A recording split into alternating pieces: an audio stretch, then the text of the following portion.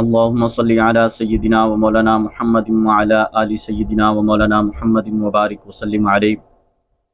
اللہ تعالیٰ قرآن پاک میں ارشاد فرماتے ہیں، یا ایھا الناس انا خلقناکم من ذکر وانثی وجعلناکم شعوبا وقبائل لتعارفوا ان اکرمکم عند اللہ اتقاکم۔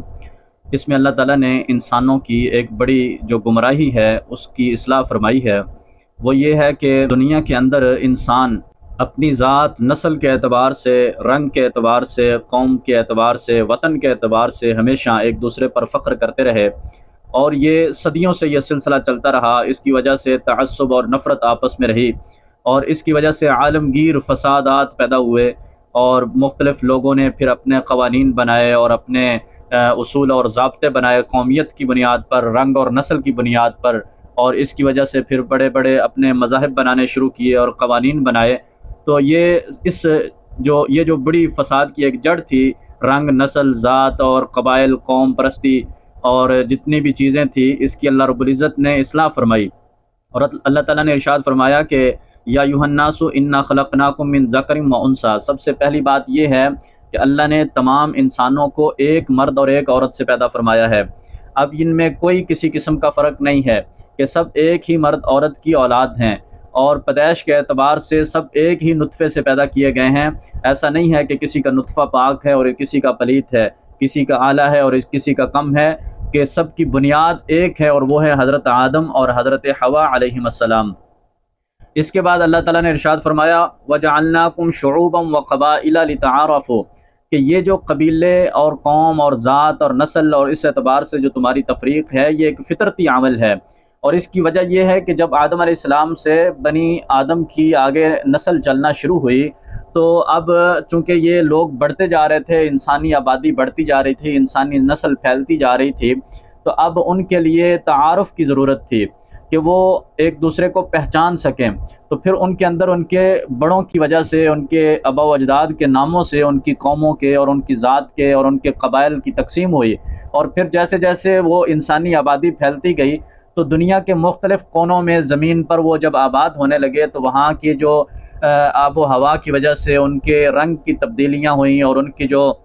نسلوں کے اعتبار سے پھر تبدیلیاں ہونا شروع ہوئی، اور پھر ان کے اندر زبان کا جو فرق پیدا ہوا۔ تو یہ سب کچھ ایک فطرتی عمل تھا، لیکن اس کا مقصد یہ نہیں ہے کہ وہ کوئی ذات کسی پر اعلیٰ ہے اور کوئی ذات کم ہے اور نیچ ہے، کوئی اونچی ذات ہے، ایسا بالکل نہیں تھا۔ یہ انسانوں نے خود سے اپنے اندر پیدا کیے، اور اس کو پھر نفرت کا اور تعصب کا سبب بنا کر اس سے بڑے بڑے فساد برپا ہوئے۔ امریکہ کے اندر اور افریقہ کے اندر کالے اور گورے کا جو ایک بڑا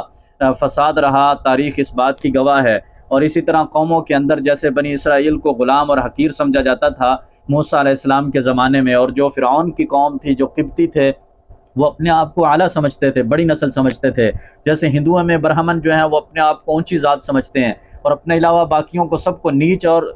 پلیت سمجھتے ہیں وہ۔ اسی طرح یہ جیسے یہودی ہیں، یہ اپنے آپ کو ایک بڑا فخر اپنی نسل پر کرتے تھے کہ ہم تو بڑی اعلیٰ نسل سے ہیں، اور اسی تعصب کی وجہ سے یہ نبی کریم صلی اللہ علیہ وسلم پر مدینہ منورہ اور مکہ کے جو یہودی تھے وہ ایمان نہیں لائے تھے کہ یہ بنی اسرائیل میں کیوں پیدا نہیں ہوئے، یہ بنو اسماعیل میں کیوں پیدا ہوئے۔ تو یہ انسانوں کی اپنی جو بنائی ہوئی نفرت کی اور تعصب کی جو دیواریں تھیں، اللہ رب العزت نے اس آیت میں اس کو توڑ دیا، ختم فرما دیا، اور اس کی اصلاح فرمائی کہ بات یاد رکھو کہ سب سے پہلی چیز یہ کہ تم ایک ہی مرد اور عورت کی اولاد ہو۔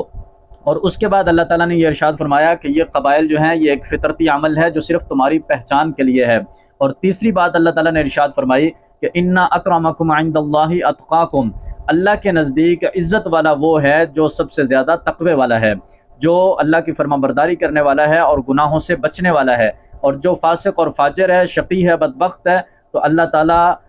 کہ ہاں اس کی کوئی عزت نہیں ہے، وہ ذلیل ہے۔ تو انسانیت کی صرف دو ہی طرح کی تقسیم ہے، یا وہ نیک ہیں یا وہ بدبخت ہیں، بدنیک ہیں، برے ہیں، یا وہ فاسق فاجر ہیں، یا وہ متقی اور پرہیزگار ہیں۔ تو صرف دو طرح کی تقسیم ہے، جو نیک ہیں وہ اللہ کے ہاں عزت والے ہیں، اور جو فاسق ہیں، شقی ہیں، وہ اللہ کے ہاں ذلیل ہیں۔ اس کے علاوہ جتنی بھی ذاتیں ہیں، جتنی بھی قومیں ہیں، جتنی بھی نسلیں ہیں، رنگ کے اعتبار سے، زبان کے اعتبار سے، جو کچھ بھی ہے یہ سب کے سب برابر ہیں، ان میں آپس میں کوئی فرق نہیں ہے۔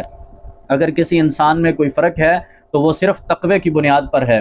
تو اس لیے ان چیزوں کو بنیاد بنا کر آپس کے جو لڑائی جھگڑے جو آج تک صدیوں سے چلتے آ رہے ہیں، قوم پرستی سے اور جو رنگ کے اعتبار سے اور جو زبان کے اعتبار سے، جیسے پاکستان میں مختلف زبانیں ہیں، یہ پنجابی ہیں، یہ پٹھان ہیں، یہ سندھی ہیں، یہ بلوچی ہیں، تو وہ پنجابی پٹھانوں سے نفرت کرتے ہیں، ان کو عجیب سمجھتے ہیں، پٹھان پنجابیوں کو حقیر سمجھتے ہیں، کوئی بلوچیوں کو، کوئی بلوچی جو ہیں وہ سندھیوں کو یا پنجابیوں کو۔ تو یہ قتل و غارت جو آج کل اس وجہ سے ہوتی ہے، قوم پرستی کی وجہ سے اور ذات اور نسل کے اعتبار سے، یہ تعصب اور نفرت جو ہے یہ اللہ تعالیٰ نے ختم کرنے کے لیے اس آیت میں ارشاد فرمایا کہ یہ خاندان، یہ ذات اور قبیلے جتنے بھی ہیں، یہ صرف تمہارے تعارف کے لیے ہیں، اس سے زیادہ کچھ نہیں ہے۔ اللہ کے نزدیک سب سے زیادہ عزت والا وہ شخص ہوگا، اِنَّ أَكْرَمَكُمْ عِنْدَ اللَّهِ أَتْقَاكُمْ۔ اللہ تعالیٰ ہمیں ان تمام چیزوں کو، اس نفرت کو ختم کرنے کی، اس تعصب کو ختم کرنے کی توفیق عطا فرمائے، اور ہمیں تمام مسلمانوں کو مل جل کر، بھائی بھائی بن کر رہ کر، اتحاد کے ساتھ، اتفاق کے ساتھ رہنے کی توفیق عطا فرمائے۔